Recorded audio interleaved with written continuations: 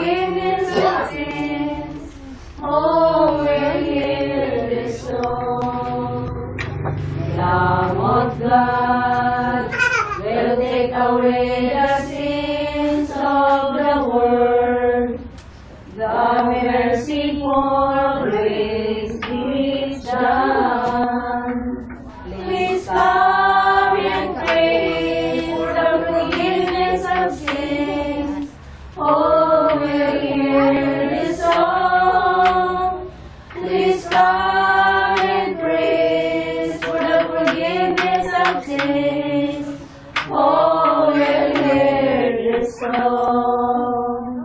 The Lamb of God will take away the sins of the world. Have mercy on your neighbor. Siguro tayo manalangin. Ito ang kordero ng Diyos na mag-aalis sa kasalanan ng sanlibutan. Kayo ang binabasbasan sa pangalan ng Ama, Anak at Espiritu Santo. O Ama, Ama ng lahat, Diyos na isa. Basbasan po ninyo ang mukhang altar na itong aming dalanginan ng inyong kalulatian.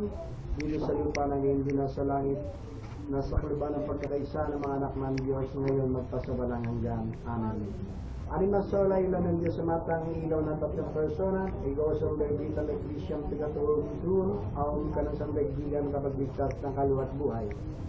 O Ama, Ama ng lahat, Diyos na isa na nagdalang ng sanlibutan na kasama ng Espiritu Santo, sumasabog po kami sa pangalan ng inyo, Asher, Diyos na isa, may reling Espiritu Santo. Patawarin po ninyo kami sa aming mga nagawang pagkakasala sa araw-araw. Patawarin po ninyo mga tao dito sa sanlibutan. Nabigit sa lahat po mga kaluluwa na mag-alagala na humingi na inyong kapatawaran. Mula pang daigdig na inyong simulan hanggang sa kasalukuyan. Patawarin na po niyo sila ang matulan ng pagkapatawad niyo sa amin, gayon din para sa kanila. Lalo na po mga batang nagsipagpano na sanlibutan ng dahil sa kanilang mga magulang na kagawan na dapat ay naging anghel ng bawat tahanan. Naway po pwede po sila sa inyong kaharian sa buhay na walang gang. Na naniniwala po kami na wala po silang kinalaman na anumang kasalanan ng kanilang mga magulang. Maraming salamat po Ama, Anak at Espiritu Santo. Naway nila pakinggan. Aming dalangin ngayon magpakaiman. Amen. I believe in one God, Father Almighty, maker of heaven and earth, and all things visible and invisible. And I believe God Almighty Father has ministers in each corner of the earth, and one Lord Jesus Christ, one and the divine person in one God. From Moses the only begotten Son of God, brought the cave from the Father God's glory, everlasting life, in the kingdom of God to all mankind. Born of the Father before all ages, God of God, light of light, true God of true God. Begotten and made upon being the Father by whom things were made. Who for us made for our salvation come down from heaven, and was made flesh by the Holy Spirit of the Virgin Mary. He was made man. He was crucified by man for us, he suffered and Pontius Pilate and was buried. And on the third day arise again for God's glory, according to the Scriptures, and ascending into heaven.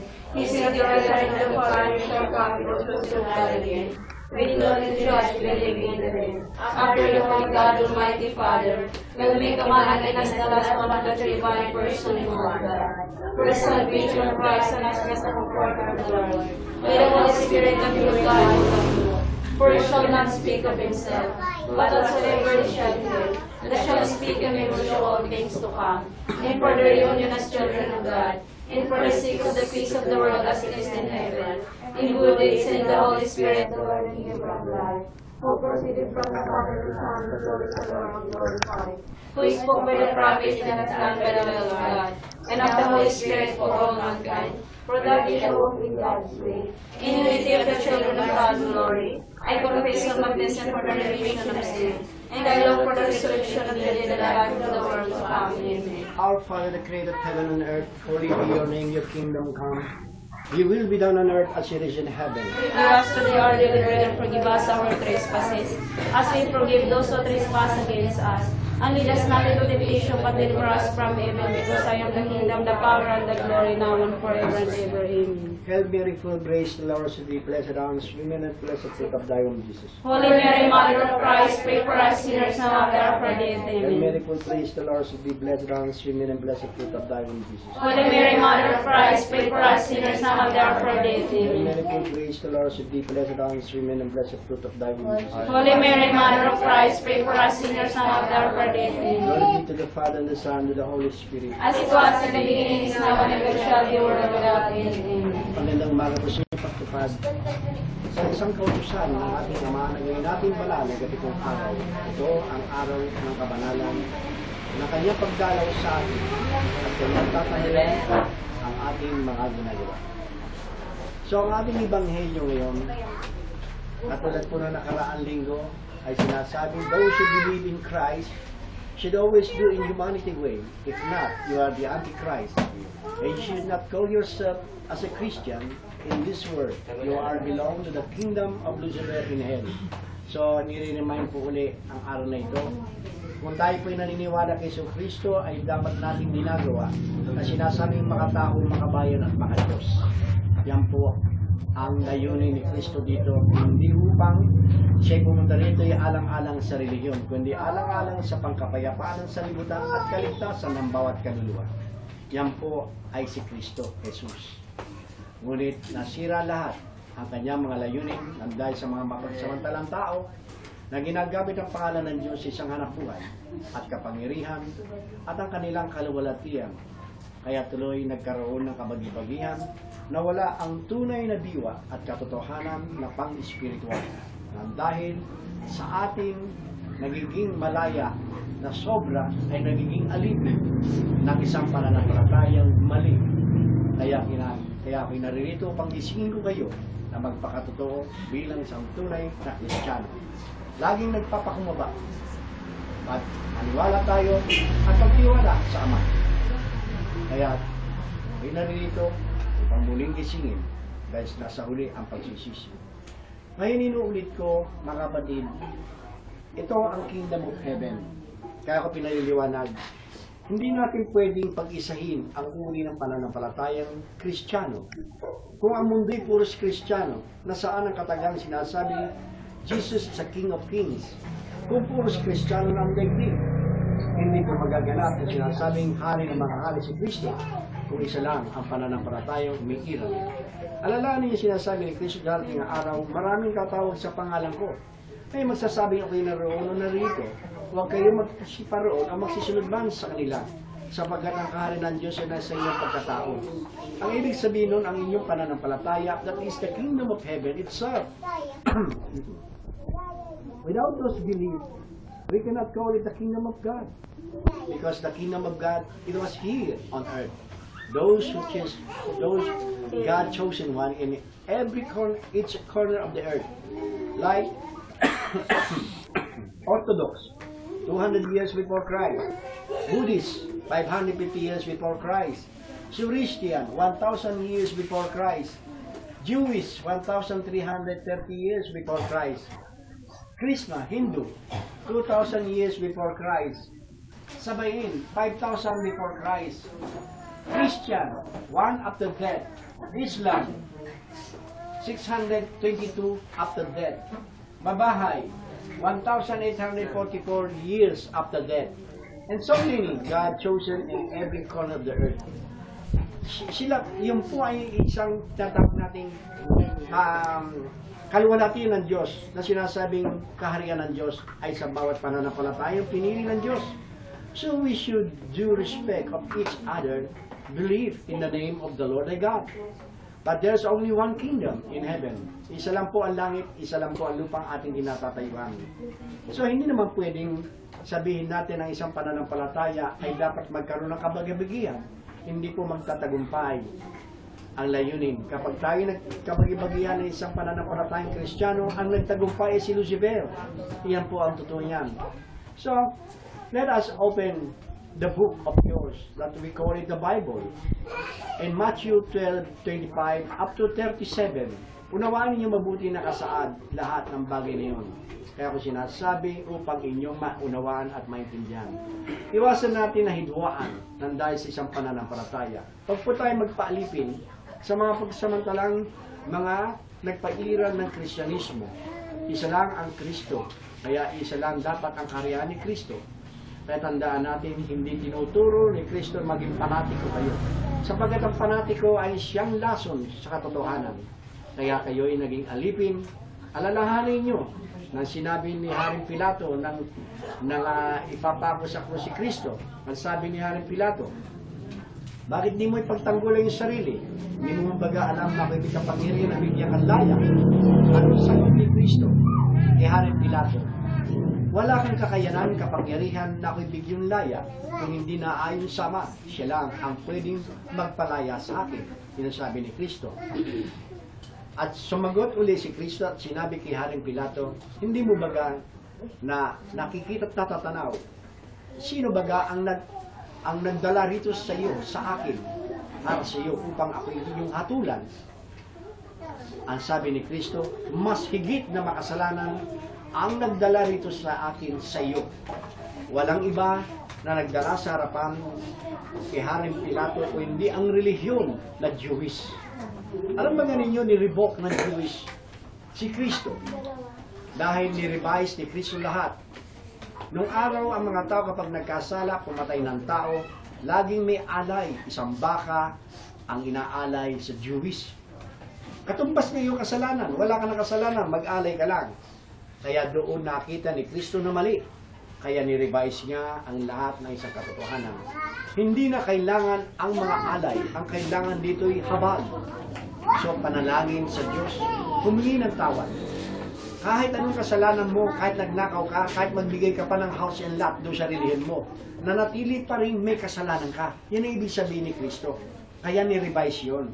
Ang dalangin, awa, habag sa Diyos ang ating kailangan upang tayong mapatawad ng Ama.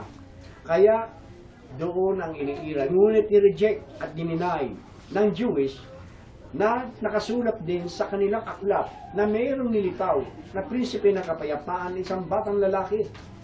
At yun ang magliligtas sa sanlibutan. Ngunit tinanggihan ng Jewish. So tinatanong ko ngayon sa lahat ng madla, hanggang sa Jerusalem, hanggang sa mga Jewish, lahat ng uri ng pananampalataya. Kung nire-revoke ninyo si Jesucristo isang tagapagligtas, sino kaya ang tagapagligtas ng buong sanlibutan? Panawin natin ang buong sanlibutan, lalo na sa ating pangsarili, pantulog ng tahanan, nagmamahalan, walang kapayapaan. Hanggang sa sinansinuko, walang kapayapaan, digmaan, bansa sa bansa, sa lahi, pananampalataya sa pananampalataya. Ngayon, sasabihin nyo kayo ang tagapagligtas. Alam ba ganin nyo ang ibig sabihin tagapagligtas? Wala na pong gera kung ito'y ating maunawaan. Si Kristo po ay naging isang tunay na kaligtasan at tagapagligtas dahil ang inuutos niya sa mga founder of all kinds of religion on earth. Let us teach the truth, the gospel, in behalf of our Almighty God.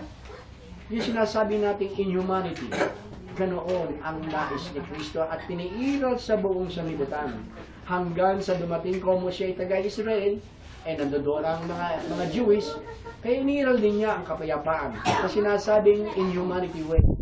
Yun bang makatao, makabayan, makadiyos? Ngunit i-reject ng Jewish yun. Kaya doon nagkaroon. Doon din nakikita ang tao'y alipin ng pananampalataya. Kaya yung mga sinasabi ko nga mga palaspas na sumalubong ni Kristo, sila rin ang nagpapako kay Kristo. Kaya sana maunawaan ninyo at mabuksan ang salamin ng katotohanan. Panahon na upang tayong magising. Huwag tayong magpakalipin sapagkat tinubos na kayo ni Kristo ng inyong pagkakasala bilang isang alipin ng mga pananampalatayang mali at kaliwas sa hadikain ng Ama sa pamagitan ni Kristo. Kaya sana maintindihan po natin lahat po yan. Let us due respect to each those who God chosen in every corner of the earth, like Orthodox, Buddhist, Christian, Jewish, Hindu, Sabain, Islam, Babae, and many others. Christian means is a peacemaker. It's a savior of the world. We should not stand as the savior of religion. We are all the true savior of the world. How can we able to save the people if we teach them not truly truth? Na sinasabing love one another, if it is not against you, is with you. If they throw you a stone, throw them back a piece of bread. If you love me, you must do what I'm doing. Love yourself, love your neighbor as I love you. Nasaan sinasabi, if you don't want to do unto you, don't do unto others. So if you try to analyze the single words of a commandment of Christ, the fact is in humanity, makatao, makabayan, makadiyos, yun po ang nilalaman ng kanyang kabatasan. Yan po ang totoo. So, this is it. Let us be stand together and hold hand together, be united as one, and show to the world that Christ or Christian is a peacemaker. In short, it is the Savior of the world. Remember, we are not came from outer space na tayo nagtagpo-tagpo dito sa sanlibutan upang invade natin at gibain natin. Ito po ang ating tahanan. Let us be united. Whatever belief that they have, whatever the language that they have.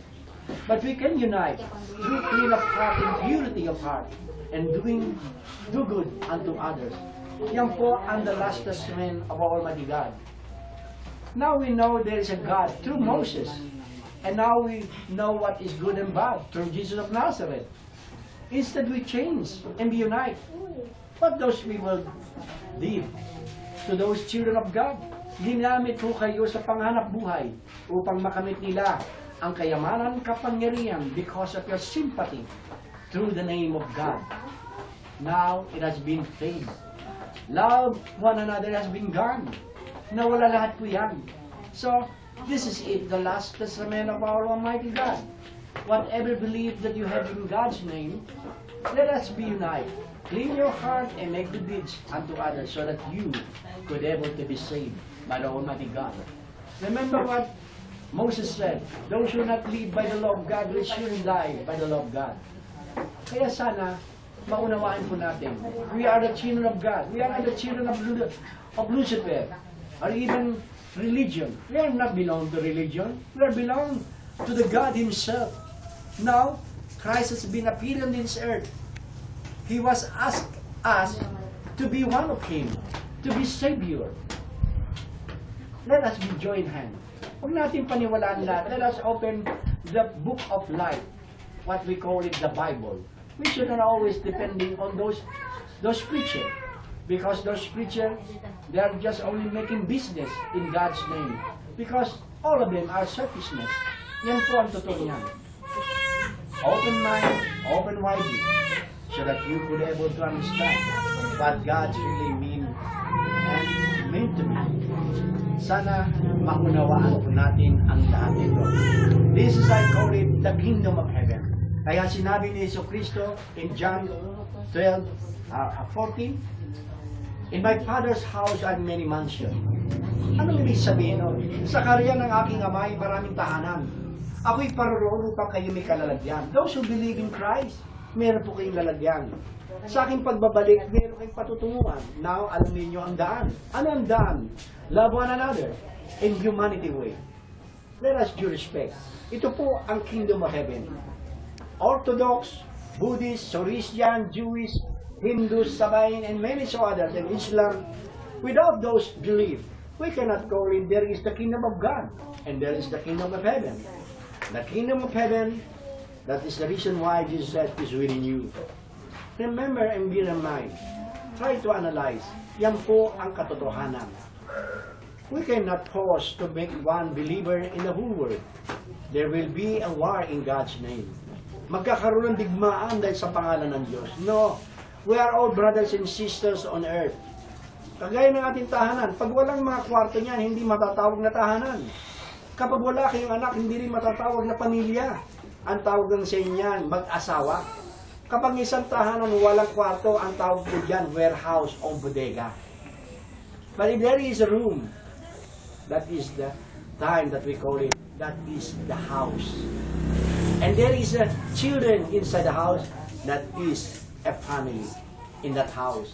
Kung mabuti ang ginagawa, walang masama, that is the blessed family. You see, that is the kingdom of heaven itself. Bear in mind, we should not be misled by those religion. Religion cannot save us, except ourselves. Especially, we are not the children of religion. We are the children of God. That is the reason why God chose Moses to represent that there is the kingdom of God in heaven. Instead, they should be changed. Hindi. Nagkaroon sila ng walang kasiyahan. Ginamit nila ng isang anak buhay. Pag nagkasala, mag-alay ka ng isang baka o isang camel, isang goat, etc.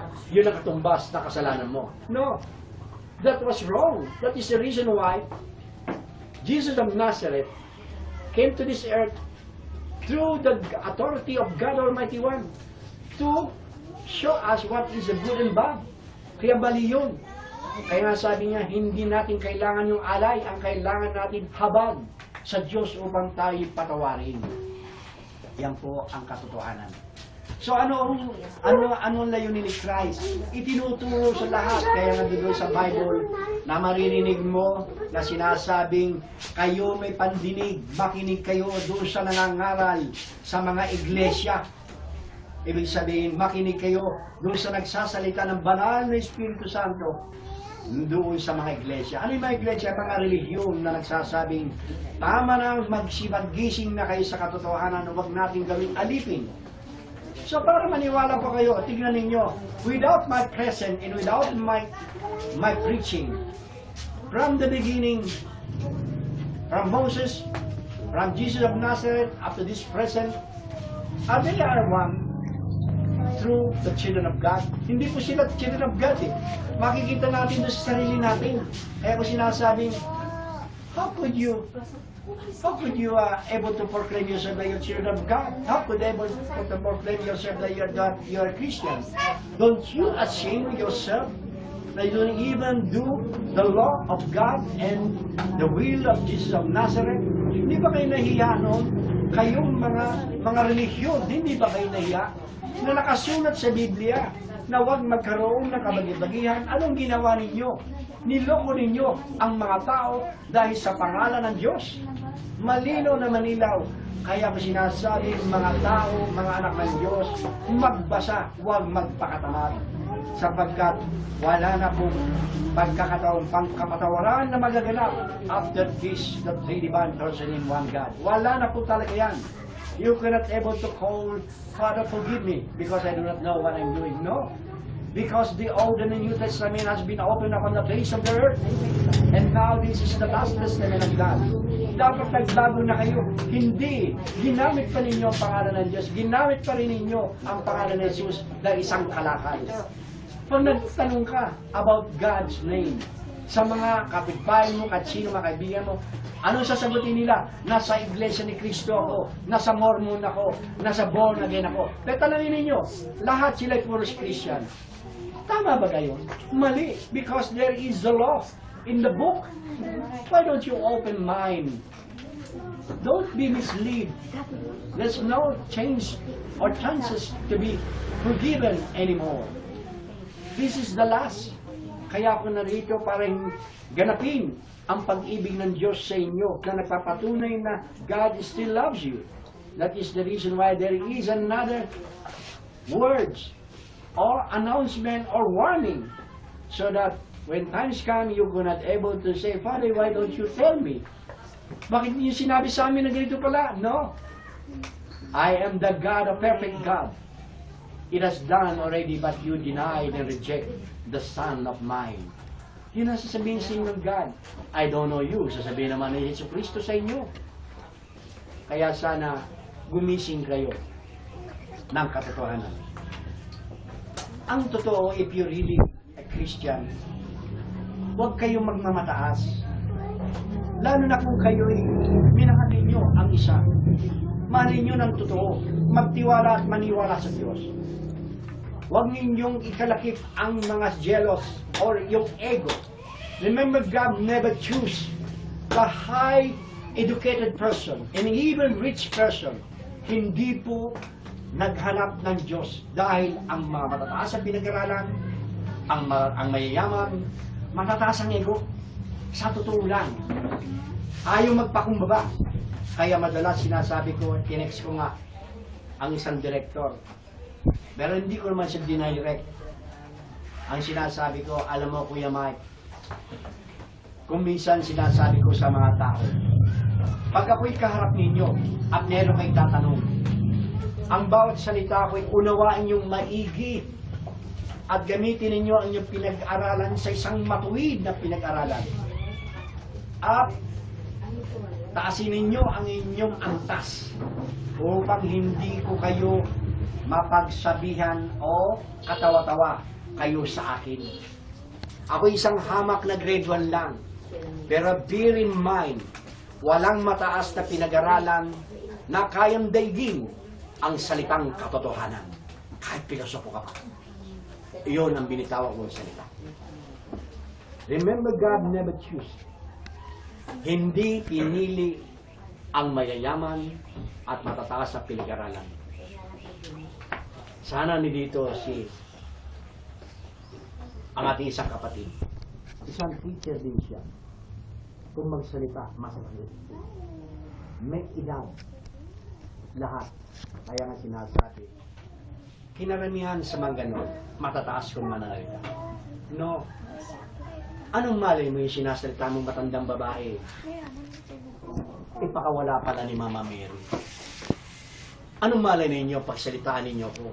Pakawala pala ako ni Jesus Christ. Hindi nyo kilala. If you love your Christ, you have to practice yourself. To be humble. Due respect. Especially, you are here in my paradise now. Kaya kailangan, magpakumbaba kayo. Huwag kayong manghusga nagsasalita ng mga bagay. Don't say anything in words. Para bang isang relihiyon na sinasabi, pag ako'y nanalo, magiging ako ang tatayo ngayon ng bagong Jerusalem. Sabi ng isang politiko. Abiro mo kung isipin mo, gusto niya, people will choose him to be one of officers of the government. But he did not realize it is much better God chosen you that was never end to be as a preacher of God. You see, yung sinasabi ko nga, kung hindi pang malaki na people choose you, there is a limit if people will choose you. But when God choose you, never end, up to the next life. Yan ang totoo niyan. Kaya ko sinasabi sa inyo, I always teach you, if you love me, you must do what I'm doing.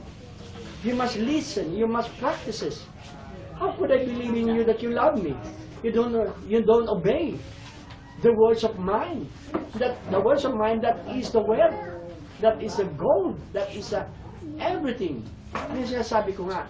Why don't you ask yourself, bakit niyo tanongin niyo yung sarili? Bakit ako nagpapakahirap mangaral sa inyo? Bakit ako nagpapakahirap ng ganito? Wala akong sweldo. Hindi nagsasweldo ako na katulad ng mga ibang pananampalataya. May sweldo yun, may inaasahan. But why do I sacrifice? Bakit hindi ko tinutulad yung mga reliyon? Why don't you ask me? Siguro, si Papa Boy, nakausap siguro ng God. Kaya natatakot siyang gayahin tulad ng pananampalatayang iba. Kasi kung totoo sila, nakausap ang God, abay, dapat magpasalamat sila. Na, hindi ko maaaring gamitin to kasi nakausap ng God eh. Kailangan magtiwala ka at maniwala sa God. Yan po ang totoo. Kaya, kung sasabihin ninyo, ako isang kulto, ako isang sinungaling, do I do the same way for what the religion on earth has been done? No. Because I believe in God. So, iniligay ko na lang sa mababaw. Naniniwala ako sa God. I trust in Him. But you don't know what is beyond of my words. Bakit ko nasabing I trust and I believe in God? But you didn't know what beyond in that word. Why I sacrifice this.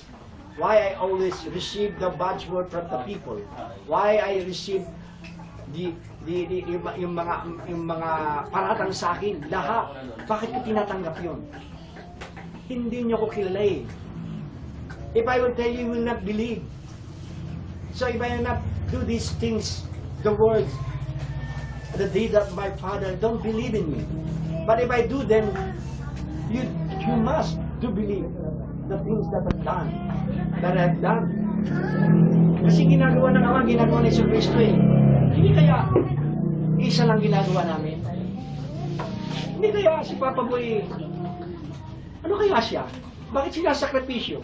Hindi nga, isipin niyo mabuti. Sa inyo, kapiling ko kayo in 5 years na. The 5th anniversary. Na siguro, sa 6 years kasi huli na ng ano. Pero how about those before? How many years I've been serving God? Why I stood stand still? And nagpapasakripisyo. Bakit ko ginagawa? Sino kaya ito si Papa Boy? Totoo kaya si San Remo ng Biases? Baka hindi siya si San Remo ng Biases. Open your book. Kaya sinabi ko nga sa presidente ng Mormon, I cannot explain who really I am, but you must read your book, your Bible, so that you will know who really I am.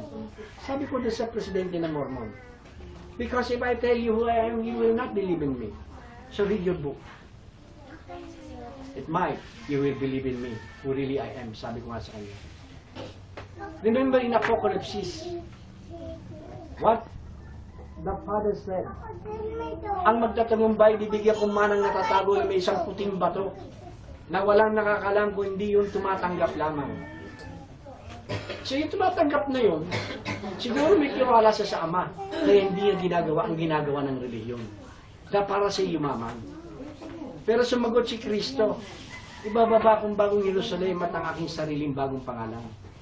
Hindi kaya. Pero kung nakakapagtataka, hindi sana i-open ninyo para inyong matanaw ang katotohanan. Tanawin ninyo ang aking ginagawa, tanawin ninyo ang aking mga pangungusap, at tanawin ninyo ang pangungusap ng Biblia at pangungusap lahat ng reliyon sa buong sanlibutan. Pag hindi parehas, sila sa aklat ng aklat na buhay at sa akin, then magiging manifest at magiging truly certified that I am the law of among laws in the world. Yan po ang totoo niya. Kaya sana magbago at magpakatotoo at huwag po kayong magiging hipokrito. I teach you to be an honestly to be children of God. If you believe in Christ, you have to practice what Christ showed unto us. Be humble. Makatao, makabayan, at makadiyos. Don't judge. Let's by the Father Almighty be judged unto them, not by us. We are the Savior. Meron po tayong isang tagapaghusga ang ating Ama. Yan po ang tandaan po natin. This is that we call it the kingdom of heaven. At dapat nagawin ng bawat isang may pananampalataya sa Ama. Remember, hindi tayong galing sa ibang planeta para magtagpo-tagpo dito sa daigdig upang gibain natin ang daigdig at magpatayan sa isa't isa. No. This earth is our sweet home. Let us join hands. Take care of it and love one another for the sake of peace of the world and our soul. Yan po ang layunin ng Ama na pinamahagi ni Kristo.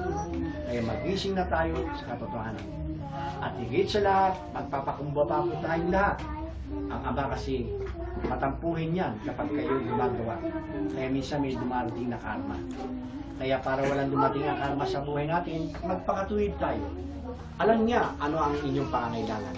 Sa totoo lang, hindi nyo na nababatid. Madalas kong pinapanalangin na sana Lord, bigyan po niyo sila na makakain sa pang-araw-araw. Upang sa ganun ay maniwala sila na sila ay inyong mga anak. Ang sabi ng Ama, kung sila nga bilang isang magulang, natatanaw ang kanilang mga anak maging suwain. Sila nga hindi nagbibigay sa kanilang mga anak. Gaano pa kaya pagdating sa akin? Na ako ang lumikha ng langit at lupa. You see? So, tama nga naman. Paano nga darating ang biyaya kung hindi kayo sumusunod sa layunin ng ating Mangilang? Kaya sana'y magpakatuwid. Alam niya ang inyong pangangailangan. Let us be truly children of God on earth. This earth, kung kayo'y maintindihan at maniniwala, this earth will be a paradise again. Yan po ang totoo niya. Kaya sana, huwag natin sayangin ang pagkakataon, ang lahat ng ito. Kung bakit kami naririto upang ihayag ang isang katotohanan. Hindi ako pumunta rito upang guluhin ang kaisipan ng tao. Upang ituwid at gisingin ng mga tao doon sa mga mapanggulo na ginamit ng Diyos sa isang hanap buhay. Kaya nagkawatak-watak ang isang Kristiyano na nakasulat sa aklat sa Romans 16, 17, 18 na sa unang Corinthian 1:15. Basahin yung napakainam at Matthew 12:25-37 upang inyong matanto ang isang katotohanan. Napakaraming pahina na nakasulat, bakit hindi pinaliwanag sa inyo lahat. So maraming salamat sa inyong pakikinig at sana ay naintindihan ninyo ang lahat na ito upang hindi masayang na kanina rito sa daigdig ninyo. Okay? So wala na ba kayong katanungan? Manawari doon sa inyong walang imik na unawaan sana inyo at maunawaan at gawin ninyo sa inyong pagkatao.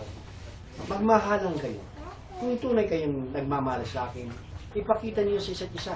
Magmahalan kayo at maggalangan. Huwag kayong humusga.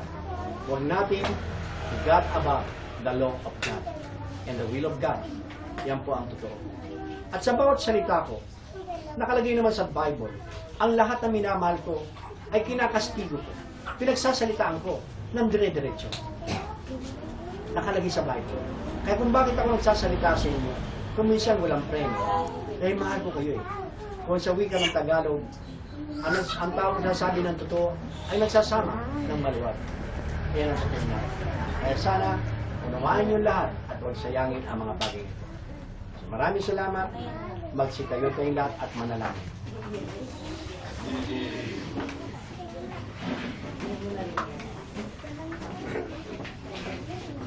O Ama, Diyos na isa, sana inyong kinalugdan ang aming dalangin po. Huwag po ninyo kami pababayaan, ilayo nawa po ninyo sa amin ang mga bawat maninirap na pansira sa amin. Lalo na po ang aming katawan, pati na po ang aming kaluluwa, sa mga taong mapansira at sa masamang spirito ng kadiliman. Ngayon at pakailanman. At sana huwag po kayo magsasawa sa aming Panginoon, sapagat kayo po ang manaming mapangunawa sa aming mga pangailangan na aming inaasahan na walang pagduruda dito sa lupa ng hindi na sa langit. Salamat po Ama, Anak at Espiritu Santo, at sana rin po ay magkaroon po ng linis ng puso at magkaroon ng tunay na kapayapaan sa libutan at tulad din na sa langit. Sumasama po kami Ama, Anak at Espiritu Santo. Manalangin po tayo, magsunod po kayong lahat o po almana inyong kabigutan kayo pakinggan ng ating Ama. O Ama, Anak at Espiritu Santo, hindi na po rin ang na naririto at sana po huwag kayo magsasawa sa kanila sapagkat kayo lamang po ang tanging inaasahan at pagpapasalamatan ng lahat. Marami pong salamat Ama, Anak at Espiritu Santo. At kung matapos na kayong manalangin, magsipulan po kayo. Ma.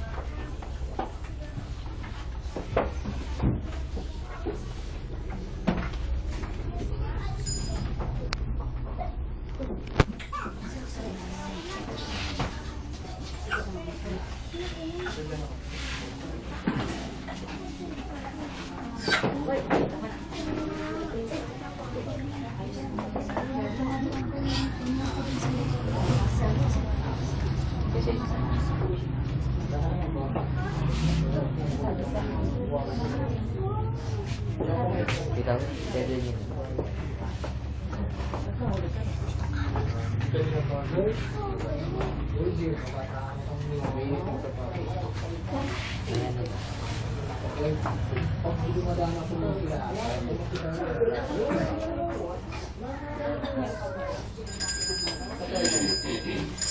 Kristang nito ay aking pinakikita sa inyo. Ito kayo. Kapag hindi pinag-ingatan, marupok at nababasa. Tulad din ng ating pagkatao. At ang tubig na kalinis ito, siya nagbibigay buhay sa Kristang na baso ito. Kaya natatawag natin baso nang dahil sa tubig ng kalinisan. Dahil din natin, pag walang tubig ay walang buhay. Alam mo ninyo mga kapatid, kung bakit ko pinakikita ang kristal na baso may laman ng tubig na buhay. Sa bawat bahid ng dungis na maratay sa tubig ito, siyang katumbas ng ating kasalanan. Walang lihim sa mata ng Diyos na hindi nahayag ng isang katotohanan. Kaya ko ito pinakikita upang inyong matanaw ang lahat ito'y katotohanan. Kapag kukunti lang ang bahid, inaalis natin at tinatanggap natin iniinom. Ganon din sa kabilang buhay. Kapag ikaw ay tinatawad at muling gagawa ng kasalanan, ikaw ay patatawarin. Ngunit kapag namatay ang mga dungis na tubig ay naging itim, ito'y labis ng pagkakasala, ito'y ating itinatapon. Ganon din sa buhay na walang ganun. Alam ba ninyo kung bakit ko pinakikita sa inyo mga kapatid?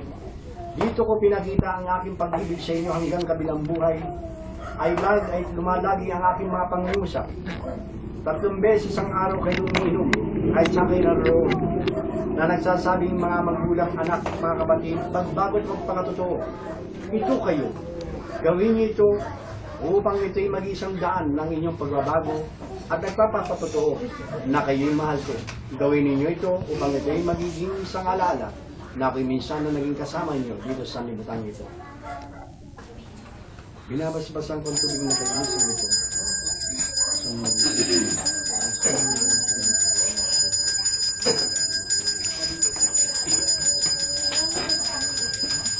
Binabasbasan ko ang tubig na kalinisan. Hindi kayo at minom ng tubig na buhay na walang kabayaran.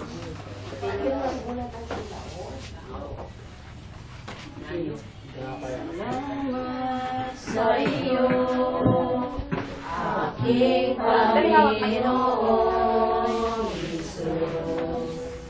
Ako'y inibig mo at inangging lubos. Ang tanging alay ko sa iyo, aking Ama. Ang buong buhay mo, puso at kaluluwa, hindi makayanan, bawat kalulus, mamahaling hiyas, ang aking dalangin, ang alay ko, nawa ay gamitin, ito lamang Ama, wala nang iba pa, aking inibig.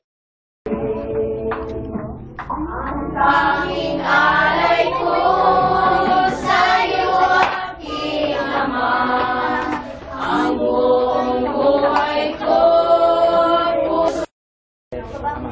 Nakikita niyo po dito sa screen, hindi po kompleto ang mga tao. Ayan po. Kakawin naman kayo. Kasi tayo kayo lahat, pangling, lugto ng ating mas.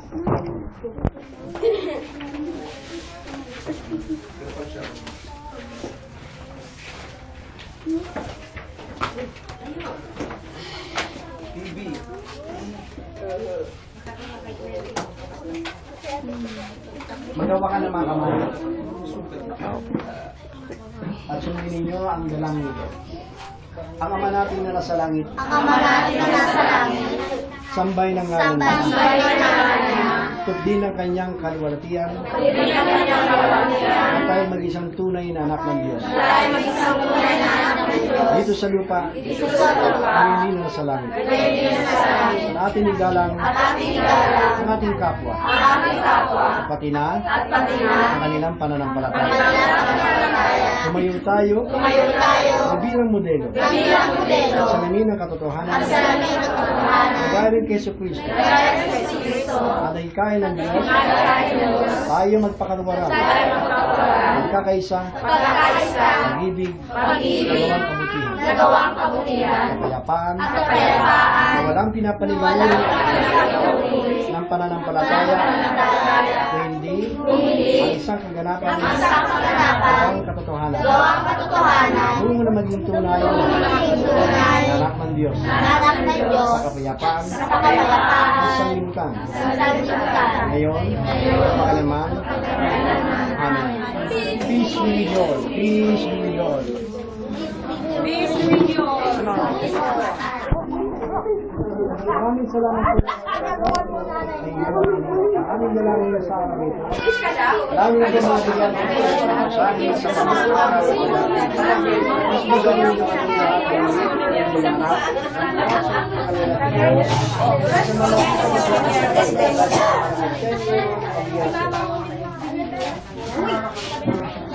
Kayo ang hindi naranasan sa pangalan ng Ama, Anak, at Espiritu Santo. God bless you all. May the peace of the Lord always be with you all.